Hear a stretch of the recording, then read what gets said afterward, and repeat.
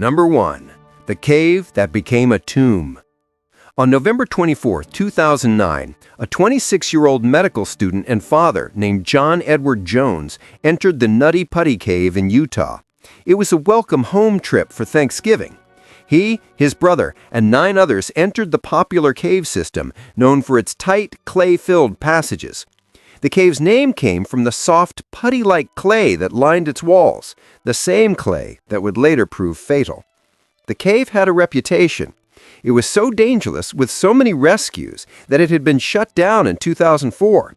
In a disastrous decision, it had been reopened just 6 months before John's visit under a new management system that required online reservations to prevent overcrowding. John decided to find a tight passage known as the birth canal. He wriggled headfirst into a narrow fissure, pushing himself forward. But he took a wrong turn. This wasn't the birth canal. It was an unmapped 18-inch by 10-inch dead end. When he tried to exhale to turn around, his chest cavity was empty. When he inhaled, his chest expanded, locking him in place like a human ratchet. He was trapped, upside down, at a 70-degree angle, 150 feet below ground. For the next 28 hours, a rescue operation involving over 100 people fought desperately to save him. The problem wasn't just the space, it was the angle. Being inverted puts catastrophic stress on the human body. The heart isn't designed to pump blood against gravity from the lower extremities, and it struggles to pump blood out of the brain. His organs were slowly failing, filling with fluid. Rescuers set up a complex rope and pulley system, drilling anchors into the soft, unstable cave walls. At one point, they managed to pull him up several feet, a moment of agonizing hope. Then, one of the pulley anchors, drilled into that soft, nutty putty play, ripped free. The lead rescuer was struck by the failed equipment, and John Jones fell back into the crevice even deeper than before. It was a catastrophic failure. After 28 hours, with his heart enduring unimaginable strain, John Jones was pronounced dead. The cave was too dangerous to retrieve his body. The decision was made to seal it forever. Today, the Nutty Putty Cave is filled with concrete. It is his permanent grave, a memorial to one wrong turn, and the entire cave system is now banned to everyone forever. Number 2. The man who made billions take off their shoes. Before December 2001, airport security was a breeze. You kept your shoes on, brought your water bottle, and could often walk to the gate with non-flying family. Then came Richard Reed. What's baffling about Reed isn't his malice, but his spectacular incompetence, which by sheer bad luck changed the world. Reed was a petty criminal who converted to extremism in prison. He was not a lone wolf. He was the clumsy tool of a sophisticated Al-Qaeda cell in Paris. On December 29, 2001, he tried to board a flight from Paris to Miami. He looked so suspicious with his messy hair and no checked luggage and paid in cash that he was pulled aside for extra screening. He was questioned for hours, and finally the airline turned him away. He was told to come back tomorrow. He did. The next day, he put on the exact same shoes, now packed with TAPT, a volatile homemade explosive, and tried again. This time, they let him on. During the flight, passengers complained of a smoke smell. A flight attendant found Reed hunched over, trying to fire a fuse connected to his sneaker. His first attempt failed. The explosives were damp, likely from his own sweat during the previous day's interrogation. He tried again. A flight attendant, Hermes Moutardier, grabbed his arm. Reed bit her hand. As he struggled, passengers piled on. One, a 6'4" man, helped tie Reed up with their own belts and headset cords. 2 doctors on board administered a sedative from the plane's medical kit. The shoe bomb itself was a forensic goldmine of failure. Investigators found palm prints and several hairs on the explosive device, none of which belonged to Richard Reed. They belonged to his bomb maker, who was never identified. Reed's one failed, bumbling attempt, which he was given a 24-hour warning to abort, was enough. The what if was so terrifying that the entire global travel industry was remade. The shoe bomber is why billions of people for decades to come have to shuffle through security in their socks. Number 3. The Man Who Broke the Price is Right. On December 16, 2008, the studio audience of The Price is Right watched something that had never happened in the show's 36-year history. A contestant named Terry Knies, a 60-year-old weatherman, made it to the final showcase. The prize package was a karaoke machine, a pool table, and a 16-foot camper. Terry, looking calm, made his bid, $23,743. Host Drew Carey read the actual retail price, $23,743. A perfect bid. The audience went wild, but Carey's smile vanished. He thought the show was being rigged. The tape was stopped. Producers swarmed the floor. The studio went from celebration to investigation. But Terry Knies hadn't cheated. He had just memorized the show. Well, he hadn't. The real story isn't about Terry. It's about a man in the audience named Ted Slauson. Ted was a Price is Right superfan. For decades, he had watched, recorded, and cataloged every prize. He built a database. He knew the price of every car, every dinette set, every tube of toothpaste. He realized the show was lazy, constantly reciting the same prizes at the same prices. He'd been attending tapings for years, shouting out the correct prices to contestants. The producers hated him. They tried to ban him, but he just came in disguise. On this day, his friend Terry got on stage. Ted signaled the bids for every item, getting Terry all the way to the showcase. When the final prize was revealed, Ted, from the audience, held up 3 fingers for $23,000 and then flashed 743. Terry just repeated it. The producers were furious. They had been beaten at their own game. After that day, The Price is Right was banned from its own laziness. They retired countless prizes, diversified their vendors, and began using a new system to randomize prices, often adding a few dollars to throw off superfans. One man's obsessive-compulsive love for the game forced an entire production to fundamentally and permanently change how it operated. Number 4. The Man Who Killed the Satisfaction Guarantee. For 106 years, LL Bean was built on a simple ironclad promise, the 100% satisfaction guarantee. Instituted by Leon Leonwood Bean himself in 1912, it meant you could return anything, at any time, for any reason. Dog chewed your 10-year-old boots? Send them back. Your 20-year-old jacket finally ripped? Full refund. It was a legendary policy that built one of the most trusted brands in the world. And then, in 2018, it was gone. The company announced a new policy, 1 year for returns, with proof of purchase.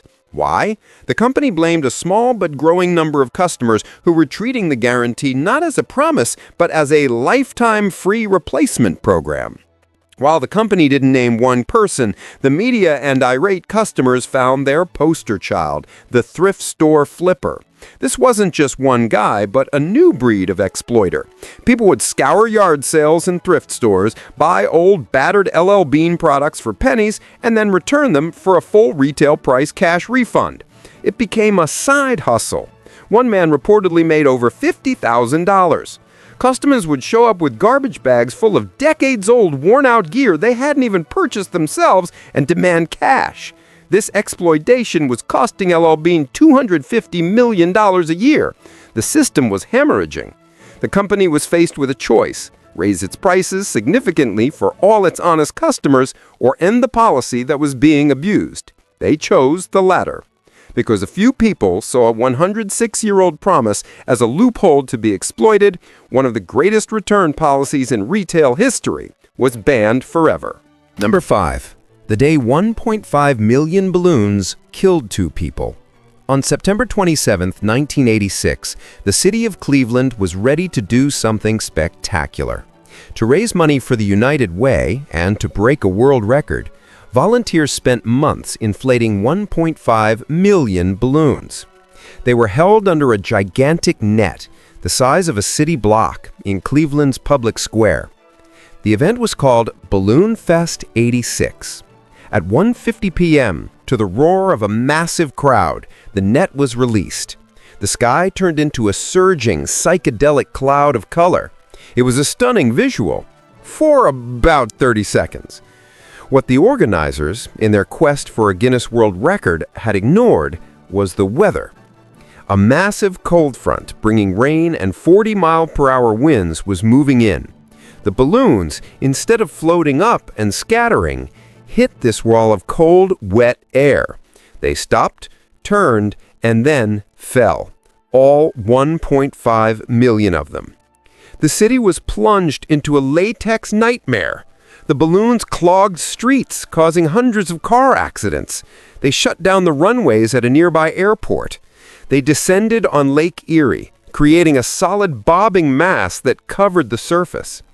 This is where the story turns from bizarre to tragic. Just hours earlier, two fishermen, Raymond Broderick and Bernard Sulzer, had been reported missing on the lake. A Coast Guard helicopter was dispatched to find them, but they couldn't. The pilot later testified it was impossible to see the water. The entire lake was a field of balloons, and it was impossible to tell the difference between a balloon and a human head. The search had to be called off. The men's bodies washed ashore 2 days later. Their wives sued the United Way for $3.2 million. A thoroughbred horse owner also sued for $100,000 after her prized horses spooked at the balloon storm, ran into a fence, and were permanently injured. The fundraiser was a net loss. Mass balloon releases are now banned in countless cities and states. Number 6. The vlogger who shut down a nuclear power plant. In 2019, an urban explorer and vlogger named Marcus Thompson decided he wanted to film inside a nuclear power plant. Not an abandoned one, an active one. He targeted the Davis-Besse nuclear power plant in Ohio. He didn't use sophisticated tools, he didn't hack any systems, he just found a hole in the fence, a gap left by maintenance crews that was big enough to walk through. For the next 5 hours, Marcus wandered around the owner-controlled area of the facility, filming his adventure for his tiny YouTube channel. He triggered several silent alarms, but security was so lax, no one responded. He got within feet of secure buildings, filming sensitive equipment and security layouts. He was only caught when he finally left and a security officer, happening to be in the right place, spotted him exiting the same hole. When the plant's leadership and the Nuclear Regulatory Commission, NRC, saw his footage, they were horrified. Thompson wasn't just a trespasser, he was a walking, talking, live-streaming advertisement of their total incompetence. He had exposed a critical failure in the security of a facility that could, if compromised, become a radiological disaster. The fallout was immediate. The NRC launched a special inspection, forcing the Davis-Besse nuclear power plant into a humiliating and expensive security overhaul. But it didn't stop there. Thompson's little vlog triggered a nationwide directive. The NRC forced every single nuclear power plant in the United States to reevaluate its security perimeter, its owner-controlled zones, and its response to breaches. Because one guy with a camera wanted some cool footage, the entire multi-billion-dollar nuclear industry had to admit its fences were a joke and permanently change its security posture. Number 7. The man who cost the NFL millions by dunking. For decades, the goalpost dunk was an iconic, harmless NFL celebration. A big tight end or receiver would score a touchdown and slam the ball over the crossbar. It was a show of dominance. Then came Jimmy Graham. The 6'7", 265-pound tight end for the New Orleans Saints didn't just dunk the ball, he tried to break the goalpost. He would leap, grab the crossbar with his full weight, and violently shake the entire structure back and forth. Stadium crews would have to run out and re-level the posts, which are precision instruments. The league told him to stop. He didn't. The breaking point came in a 2013 primetime game against the Atlanta Falcons. Graham scored and performed such a violent dunk that he bent the goalpost. The game, which was being broadcast live to millions, had to be stopped for 20 minutes while stadium staff brought out ladders and levels to fix it. This wasn't just an annoyance. A 20-minute delay in a primetime broadcast is an economic catastrophe. Advertisers pay hundreds of thousands of dollars for 30-second slots, all timed to the second. A massive, unplanned delay throws off the entire broadcast, infuriates advertisers, and violates contracts. The NFL, a league built on television revenue, had a multi-million-dollar problem. In 2014, they officially banned the goalpost dunk, creating the Jimmy Graham rule. Any player dunking would receive a 15-yard, unsportsmanlike conduct penalty and a hefty fine. Graham himself was fined $30,000 for dunking twice in a preseason game after the ban was announced. One man's refusal to stop celebrating ruined one of the most iconic moves in the sport. Number 8. The archaeologist who banned metal detectors. The city of Richland, Washington is a unique place. It sits on the banks of the Columbia River, land that is sacred to the Wanapum, Yakama, and Umatilla Native American tribes. It's also adjacent to the Hanford site, the decommissioned nuclear production complex that was a core part of the Manhattan Project. The city's parks are therefore a minefield of priceless archaeological and historical artifacts. For years, responsible hobbyists in the local metal detecting club worked with the city, following strict rules to preserve this history. Then, one man decided the rules didn't apply to him. This unnamed treasure hunter wasn't looking for lost change. He was, in the words of the city, performing unauthorized archaeology. He treated the public parks as his personal dig site. He dug massive, destructive holes near historical markers and under protected trees, ripping up priceless artifacts. The final straw came when he found what he believed to be a Native American burial ground. Instead of stopping and calling the state archaeologist, he kept digging, mangling irreplaceable and potentially sacred artifacts. He was caught, but the damage was done. The city council was faced with an impossible choice: allow this one reckless individual to continue destroying their shared history, or punish everyone. They chose the latter. They passed a sweeping, absolute ban on all metal detecting in all city parks. An entire community of responsible hobbyists who had spent years building trust lost their hobby overnight because one person's greed was more powerful than his respect for history. Number 9. The breeder who unleashed the python apocalypse. In 1992, Florida's Everglades were a balanced, if fragile, ecosystem. In 1993, they were ground zero for an alien invasion. The event that triggered it was Hurricane Andrew, a Category 5 monster that ripped South Florida to shreds. But the storm just opened the door. One man had built the cage. That man was a reptile breeder named Professor Burt, who ran a facility called Kuvira Specialties. This wasn't a small-time pet shop. It was a massive breeding and import-export facility for exotic animals. When Andrew hit, the facility was torn apart, and hundreds, possibly thousands, of Burmese pythons escaped into the warm, wet, target-rich environment of the Everglades. It was the perfect habitat. They had no natural predators. Today, there are an estimated 100,000 to 300,000 pythons in the Everglades. They are apex predators that can grow to 20 feet and 200 pounds. They are eating everything. The local populations of raccoons, possums, and bobcats have dropped by over 90%. They are eating deer. They are eating alligators. This single ecological catastrophe, started by a single breeder's destroyed facility, now costs the state of Florida hundreds of millions of dollars every year in extermination programs, bounties, and ecological damage. In 2021, Florida officially banned the sale, breeding, and personal possession of Burmese pythons and 15 other reptiles of concern. But it was too late. The ban was a futile attempt to close the barn door 30 years after one man's escaped pets had already eaten the horse. Number 10. The man who was too sticky for football. Lester Hayes was one of the greatest cornerbacks in NFL history. He was also, essentially, a cheater.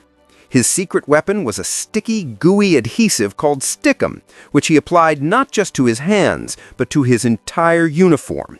He would slather his arms, his chest, and his socks with the stuff, which he called his gooey chewy. He kept a jar of it on the sidelines and would reapply it like sunscreen. Other players called him human flypaper. During games, any ball that even grazed his body would just stop. In 1980, he intercepted 13 passes, was named Defensive Player of the Year, and won the Super Bowl. He was so sticky that by the end of a game, the football itself would be a gummy, unusable mess, and officials would have to constantly take balls out of play. His own team had to give him a new jersey at halftime because the old one was a toxic hazard. Hayes had taken a legal tool and pushed it to such an absurd extreme that the league had to act. It wasn't just about catching, it was about fumbles. Once Hayes had the ball, it was physically impossible for him to drop it. The NFL, realizing that the game was being broken by one man's addiction to adhesive, banned all sticky substances in 1981. The rule is known to this day as the Lester Hayes Rule. The ban worked. After intercepting 13 passes in 1980, Hayes' numbers dropped to just 4 in 1981. His ban, however, had an unintended consequence. It directly spurred the creation of the modern, tacky, high-grip receiver glove, an entire industry born from one man being too sticky to ignore. Number 11. The typo that slandered a man as Patient Zero. For decades, the story of AIDS in North America had a clear villain, Gaëtan Dugas. He was a French-Canadian flight attendant, portrayed as a handsome, sociopathic patient zero who knowingly and maliciously spread the virus across the continent. The narrative was cemented in Randy Schultz's 1987 book, And the Band Played On, which painted Dugas as the central hub in a web of infection. It was a comforting, terrifying story. It was also a complete lie. The entire Patient Zero myth was born from a typo. In the early 1980s, CDC researchers were tracing the sexual network of infected men. They interviewed Dugas, who was able to provide 72 names of his 2,500 partners. In their cluster study, they labeled him Patient O, the letter, not the number. It stood for Out of California. Someone somewhere misinterpreted that O as a zero, and the Patient Zero legend was born. Schultz's book, based on this misunderstanding, turned him into a monster. For decades, one man was blamed for an entire epidemic. The ban was social. Dugas was posthumously slandered, his family shamed, and the public's understanding of the virus was dangerously distorted. It wasn't until 2016, through advanced genetic sequencing of blood samples from the 1970s, that science proved what researchers had long suspected. The virus had been in the United States since at least 1970, long before Dugas was even sexually active. He wasn't Patient Zero. He was just one of thousands of victims, his reputation ruined by one catastrophic typo. Number 12. The cook who banned us from being sick in public. Mary Mallon was, by all accounts, an excellent cook. She was also a ticking time bomb. Mary was an asymptomatic carrier of Salmonella typhi, the bacteria that causes typhoid fever, a disease that was often a death sentence in the early 1900s. Mary herself was perfectly healthy. She didn't believe in germs. She didn't believe she was sick. But everywhere she worked, people died. A public health investigator named George Soper, the epidemic fighter, tracked her like a detective. He found a trail of outbreaks in wealthy New York homes, all leading back to one person, their new cook, Mary. Between 1900 and 1907, she had worked for 8 families. 7 of them had typhoid outbreaks, infecting 22 people. Soper confronted Mary, asking for samples of her blood, urine, and feces. Mary, outraged, chased him off with a carving fork. The health department, realizing the public danger, sent the police. They had to forcibly take her into custody. She was the first healthy carrier identified in the United States, and she was a public health nightmare. She was quarantined on North Brother Island for 3 years. In 1910, she was released on one condition: she must never work as a cook again. She agreed. She was given a job as a laundress. It paid less. Mary hated it. She changed her name to Mary Brown and went back to cooking. In 1915, a massive typhoid outbreak crippled the Sloan Hospital for Women. 25 people were infected. 2 died. The cook, Mary Brown, was Mary Mallon. The authorities, furious and realizing she would never stop, arrested her again. Typhoid Mary was sent back to North Brother Island and quarantined for life. She remained there for 23 more years until her death. Her one-woman plague and her refusal to stop led directly to the creation of modern public health law, establishing the state's power to ban a sick individual from public life to protect the health of everyone else. Number 13. The marketing guy who ruined email. On May 3, 1978, the internet was a quiet academic place called ARPANET. It connected about 400 researchers and military officials. It was a digital village. And on that day, one man decided to burn it down. His name was Gary Thurek, a marketing manager for Digital Equipment Corp., DEC. He had a new product, a new computer system, and he wanted to invite everyone on the West Coast to a demo. Instead of calling them or sending individual messages, he had a brilliant idea. He had his assistant send one single, unsolicited mass email to all 393 ARPANET addresses. This was the first spam email. The backlash was not just negative, it was nuclear. The internet had been invented for collaborative research, not for unsolicited advertising. Thurek had violated a sacred unwritten rule.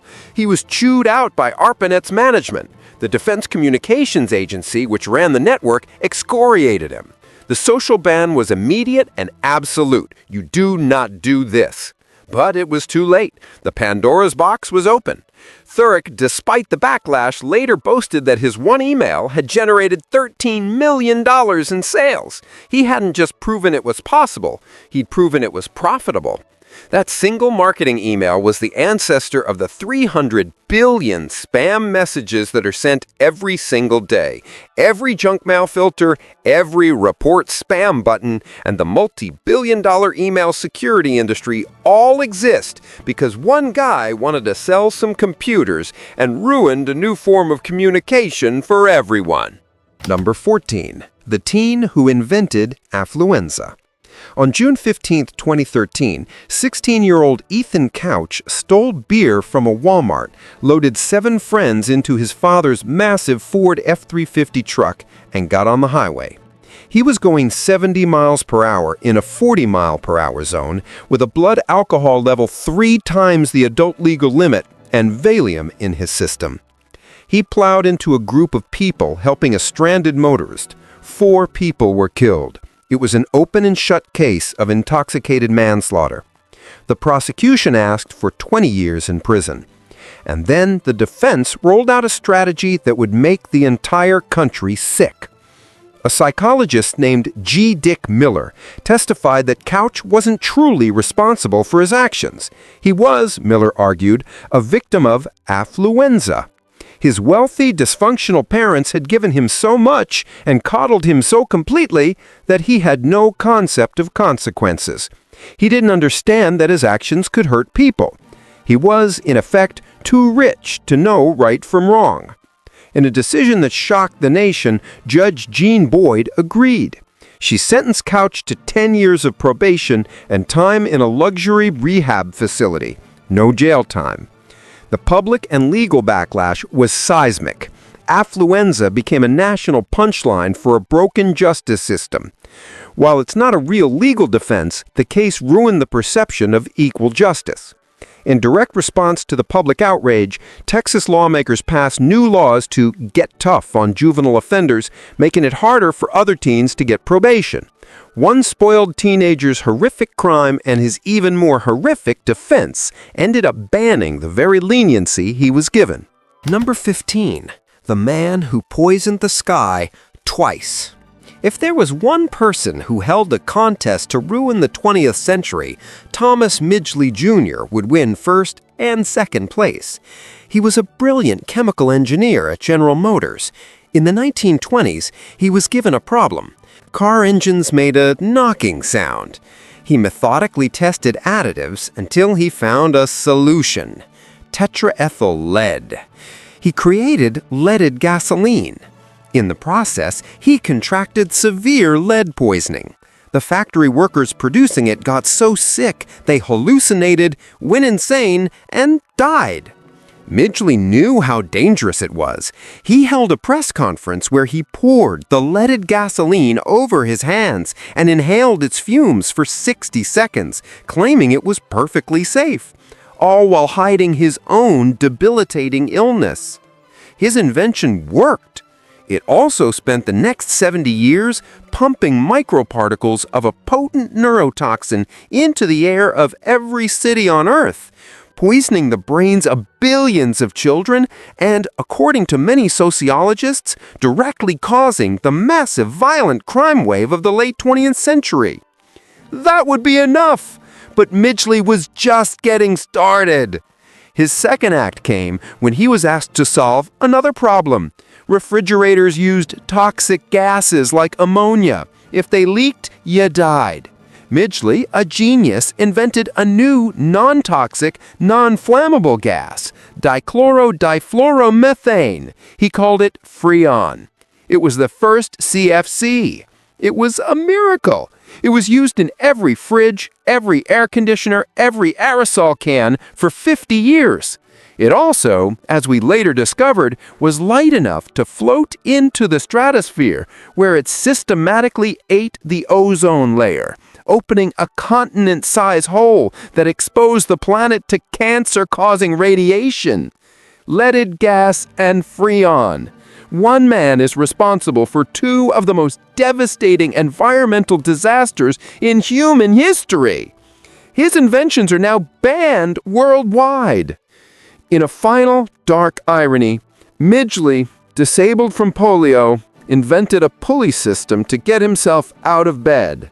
In 1944, he became entangled in the ropes and was strangled to death by his own invention.